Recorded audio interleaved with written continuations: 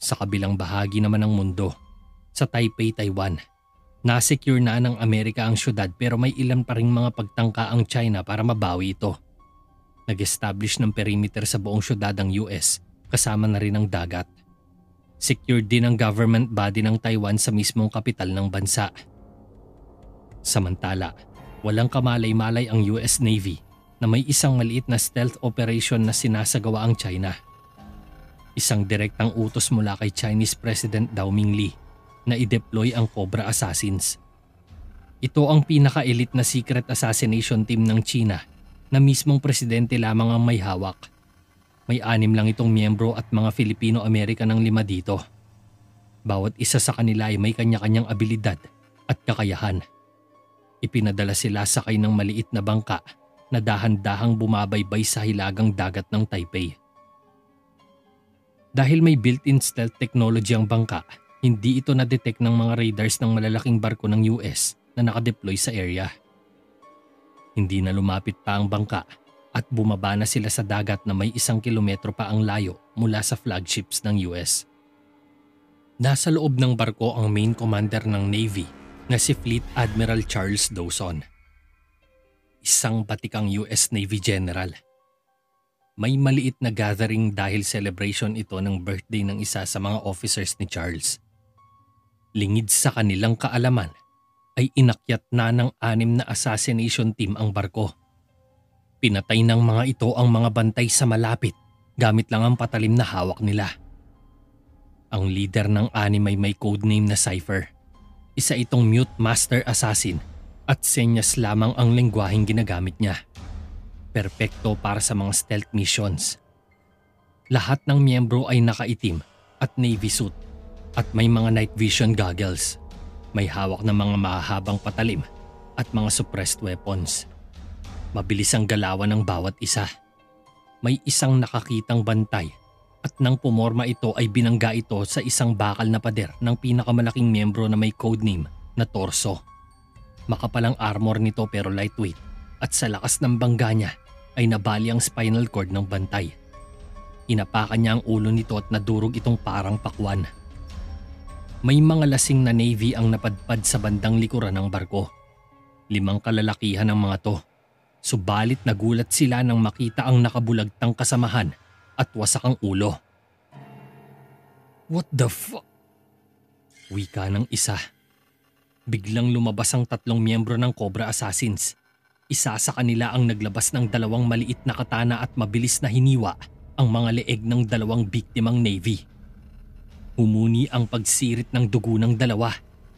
Ang codename ng assassin ay Screamer dahil sa estilo niya sa paghiwa ng leeg na kung saan tila napapasigaw ang butas sa leeg mula sa hangin na lumalabas dito. Sinaksak naman ng 8 beses sa dibdib ang isang nalapitan ng may codename na Red. Ito ang nag-iisang anak na lalaki ni President Dao Mingli.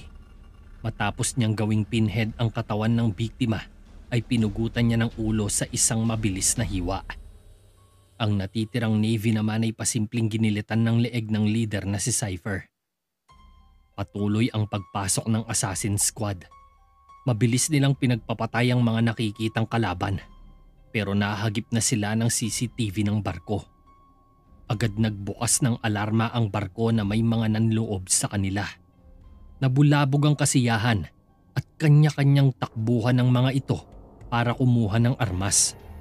Sumenyas kaagad si Cypher sa kasama niyang may codename na Oslo. Gamit ang isang makabagong gear, bumukas ng tila mga pakpak ang backpack nito at may silent propulsion system. Lumipad ito at naglabas ng maliit na rocket at pinasabog ang main bridge. Sumabog ito at sa lakas ng pagsabog ay kita ito sa mainland. Mabilis kumalat ang alarma at nag-dispatch kaagad ng attack helicopters para hanapin ang mga kalaban. Agad tumakas ang squad pero nasalubong sila ng napakaraming Navy SEALs na nasa loob ng barko. Halos mapalibutan na ang mga ito. "Give it up, fuckers! You have 20 seconds to comply before we blow your brains out!" Sigaw ng leader ng Navy SEALs.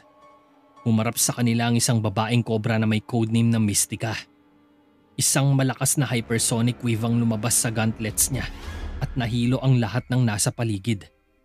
Hindi sila makagalaw sa tindi ng sakit ng kanilang ulo. Kaagad umatake ang assassin squad at pinagtataga ang mga Navy SEALs. Hindi umabot ng 1 minuto at nawala na parang bula ang grupo. Kasunod nito ang mabibilis na mga pagsabog ng mga barko mula sa mga torpedoes sa ilang submarines mula China. Nagkaroon ng palitan ng mga putok. Lumipad ang mga F-60 Falcons na makabagong fighter jets ng Amerika. Sinalubong nila ang armada ng China. Mabilis na dogfight sa kadiliman ng gabi ang naganap. Umiilaw-ilaw na lang sa kalangitan ang bawat sumasabog na mga missiles. Isa-isang nagbagsakan ng mga natatamaan. Mula naman sa malayo ay dumating ang mga battle cruisers ng China at nagpasabog ng mga artillery strikes sa nakatenggang mga barko ng US Navy. Dahil walang command, naging mabagal ang response ng Amerika sa surprise attack sa kanila. Ilang segundo lamang ay marami sa kanilang mga barko ang napalubog. Kabi-kabilang pagsabog ang makikita. Nang matransfer na ang command sa next in line ay nag-utos itong iatras muna ang mga barko para mapalayo sa range ng mga artillery. Ilang anti-artillery gunships ang humarap sa mga missiles ng Chinese Navy. Nagpalipad ng mga additional jet fighters ang US. Target nila ang malalaking barko ng China. Mabilis ang pagkilos ng mga to. Iniwasan ng mga sumisirit na missile sa paligid at mga malalaking bala mula sa Vulcan guns ng mga kalaban. Paikot-ikot ang mga to sa pagmaneuver at nang makalapit ay naglabas ng mga missiles. Eat this! Isang serya ng missiles ang inilabas ng jet fighters. Sabog-sabog ang tinamaang targets. Mula naman sa mas mataas na altitude ay may nadetect silang malalaking bagay na paparating. 4 na tila spaceship mula pa sa Deimos Empire ang dumating at naglabas ng daan-daang mga extraterrestrials. Inatake ng mga to ang mga F-60s. Multiple bogies coming in! Nag-scramble kaagad ang mga jet fighters nang habulin sila ng mga aliens na nakasakay sa mga sasakyan nila. Show them our newest weapons, boys. Wika ng Admiral. Bumukas ang ilang ports sa tail ng jet fighters at bumuga ito ng mga flares. Bawat flare ay nagbigay ng EMP charge at na-disable ang mga papalapit na aliens. Agad umatras ang jet fighters bago pa sila matalunan ng mga aliens na nababagsakan sa lupa. Sa dalampasigan naman ay bumagsak ang ilang mga Cyclops ni Deimos. Mga malalaking nilalang na mukhang orc na mga engkantong karakter sa The Hobbit. Nakakabit sa mga braso nila ang iba't ibang high-tech na sandata at ang nag-iisang mga mata nila ay naglalabas ng red heater laser. Sinalubong sila ng mga bagong modelo robots ng Cosmos at mga infantry units na may dalang M-rockets. Dumating din ang infantry ng China na may mga armor mula pa sa mainland. Nagkasagupa sa beachfront ang magkabilang grupo na puro mga high technology ang sandata. Nasa ilang buildings, trenches at makeshift bunkers ang mga kano. Armado hanggang ngipin ang bawat isa. Magiting na sinalubong ang mga kalaban. Kasama nila ang mga sundalong Taiwanese at mga conscripted civilians na nag-volunteer. Habang ang Chinese naman ay may mga armas na sinupply ng gobyerno nila. Kasama na dito ang aliens na parang mga lobong sumugod at harap-harapang umatake at nagpasabog sa mga bunkers. Unti-unti ay natutulak ang alyansang puwersa laban sa mga Chino. Nagkaroon naman ng distansya ang US Naval Forces at nagsimula silang bumaba sa mga barkong pandigma ng China.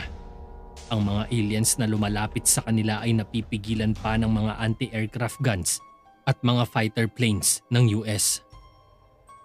Admiral Dawson, we must take down those Cyclops. We cannot move unless we clear the army.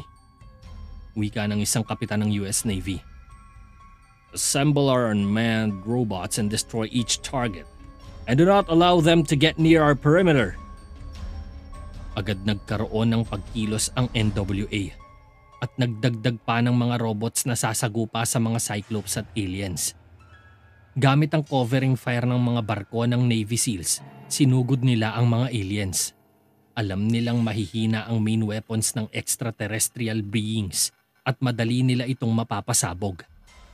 Naka-V formation ang bawat unmanned robots ng NWA at nang makalapit na ay nag-scramble na ang mga ito para mahirap silang matamaan. Subalit bumukas ang ilang blast doors ng ibabaw ng mga airships at lumabas ang dagdag na Cyclops. Naka-auto-aim ang targeting system ng mga ito at nagpasirit ng maraming maliliit na guided missiles. Bawat missiles na sumabog ay may EMP blast at kahit hindi tamaan ng direkta ang unmanned robots ng NWA ay nadidisable ang systems ng mga ito kapag madikitan ng EMP blast. Marami ang nasorpresa at bumagsak. Sinubukang magpasabog ng ilan bago umatras pero bigo silang mapabagsak ang malalaking airship ng aliens. Madaling araw na, ngunit walang nagawa ang US forces kundi ang umatras. Nabawing muli ang Taipei at sinecure ito ng China. Ang US forces naman ay nag-consolidate sa timog ng Taiwan. Isang malaking pagkatalo ang naganap. Hindi inaasahan ng US ang ganitong klaseng digmaan. Napilitang mag-withdraw si General Charles Dawson at nang makontak nila ang US Defense Secretary, agad naman gumawa ito ng plano sa muling pagbawi ng lungsod. Samantala, nagpadala naman ng encrypted message ang US ng uplink sa New World Alliance. Natanggap naman ito ng mga leader at nagpulong sila sa meeting room. Binuksan ang mensahe at lumabas sa video message si Admiral Dawson. Greetings, NWA. I am Admiral Charles Dawson of the Navy SEALs. Our forces were under attack by the combined Chinese and Deimos forces. This is one of the biggest upsets in US Navy history, but our main concern is that the Chinese government deployed its elite death squad codenamed Cobras. There's currently 6 known members and each one possessing unique abilities just much like your agents. I implore you to seek out this squad, our alliance. We hope you will be able to stop them. That's all. Sandaling natahimik ang mga leader ng NWA. Tumingin si James sa kanyang mga tauhan. Hawak niya ang isang penlight at tinatapik niya ito sa baba niya. Sumenyas siya kay Mara at bumukas ang projector at lumabas ang ilang pictures sa screen. Ito ang mga nakalap nating larawan sa Intels. Ang mga assassins na ito ay may magkakaibang kakayahan at mga katangian. Ang isa sa kanila ay tapat na tagasunod ni Deimos na parehong may koneksyon sa China. Ang mission nila ay tapusin si Admiral Charles Dawson. Ngunit nabigo sila dahil nakasakay na kaagad dito sa lifeboat bago pa maubos ang mga tauhan niya. Wika ni James Walton. So, nasaan na sila ngayon? Tanong ni Mara. Sa ngayon, hindi pa alam ng intels natin kung saan sila naglulungga. Gayunpaman, binigyan tayo ng access ng CCTV footages, bodycams, radars at heat signature cameras mula sa US Navy. Maaari ninyo itong pag-aralan hanggat hindi pa kumikilos ang grupong to. Alamin ninyo kung paano sila kumilos at kung ano-anong mga kakayahan ang meron sila. Tsaka, Kent Polo, ikaw nang bahala sa isang to. Inilabas ang isang picture ng isang Chinese general. Si Kent Polo na tumatayong leader ng squad simula nang matanggap ito sa Scorpion. Ito si General Kwang Lu. Siya ang advisor ni President Lee. At ayon sa ating sources, papunta siya ngayon sa Tokyo para makipagnegosasyon sa punong ministro ng Japan. Kailangan natin ng taong ito para malaman kung ano pang mga balak ni President Lee sa susunod na araw. Paliwanag ni James. Paano naman kami? Tanong ng isang agent. I-analyze ni Mara mga footages at video clips na nakunan sa barko ng Navy SEALs. Pag-aralan niyo muna ito bago ako magtakda ng misyon sa inyo. Sagot naman ni James. Nilakbay ng grupo ang Japan. Sa Tokyo kung saan may malaking bitak, sa gitna matapos magmaneuver ang missile ng North Korea, nagsisimula ulit itong bumangon sa kabila ng matinding pagsubok. Nakabuo ng political body ang Japan at ang kanilang tumatayong punong ministro ay si Ichigo Oda. Nagkaroon ng pagpupulong sa pagitan ng Chinese at Japanese sa isang convention building sa gilid ng syudad. May mga kasamang bodyguard si Mr. Oda nang dumating at naghihintay lang si General Kwang Lu. Nakipagkamay ito kay Mr. Oda at sabay silang umupo sa parihabang lamesa. It is good to finally meet you, Mr. Oda. The Chinese people would give you this gift as proof of friendship and strengthen the Asian alliance. Wika ni General Kwang Lu at nagbigay ito ng ilang papeles sa Prime Minister. Binuklat ito ni Mr. Oda at nakita niyang monetary donations ito at ilang mga Chinese products na maaring makatulong sa ekonomiya at militar ng Japan. Oh, these are great gifts, General Kwang Lu. In our turn, we like to give you a token for your visit. Wika naman ni Mr. Oda. No, Mr. Oda. It's okay. You don't need it. Our gift is our sign of offering our respect to the Japanese people, especially during this time.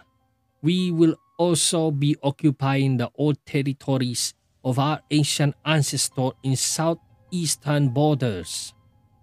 Itinuro ni General Kwang Lu sa isang mapa ang southern territory ng Japan na malapit din sa Taiwan. This is an outrage. You cannot just come here and tell us you are going to take the Senkaku Islands. How dare you?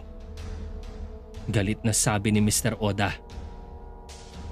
Mr. Oda, we don't want this aggression, but we cannot just allow you to dominate these places where the New World Alliance would likely to occupy. We know you are very close to them, especially the Americans. Ani General Kwang Lu. Tila nagiging mainit na ang sitwasyon sa pagitan ng dalawang opisyal. The Taiwanese are not yours to conquer. The Americans are just helping them to be free from Chinese rule. And now, you want to claim Japanese territories? You're out of the mind, General Kwang Lu. Bahagyang umiti lang ang general at binigyan ito ng sigarilyo. Nagsindi ito tumithit. There is an old saying in my hometown, Mr. Oda. It says, you reap what is ripe, and you reap what is not. You see, the tides of war is coming, and you cannot stop it now. The Chinese does not have any plans of conquering Japan. We just want to secure our territories, nothing more. Napailing si Mr. Oda. Tumingin ito sa mga advisors niya at bumulong sa kanya. Alam niya na ang desisyon niya ay pwedeng magpabago ng kurso ng giyera. Kapag makuha ng China ang isla ng Senkaku, mas lalakas ang depensa nila laban sa western countries. Masasarado na ang daanan patungong Korea. Wala nang makukuhang tulong ang South Korea lalo pa at malapit na silang matalo ng North Korea. At posible ring humina ang presensya ng New World Alliance sa silangan. Pero kapag umayaw naman sila, ay malaki din ang nakataya para sa kanilang bansa. Malapit lang sila sa intercontinental weapons ng China at Nokor. Hindi pa ganun nakahanda ang bansa nila sa panibagong giyera. Taimtim na napaisip si Mr. Oda. Tinignan niya ang sitwasyon ng maayos. At matapos ang ilang minuto ay tumingin siya kay General Kwang Lu. I cannot allow China to invade our territory. This is a declaration of war from the Chinese people. If you try to take those islands by force, then we will have no choice but defend it. Matapang na wika ni Mr. Oda.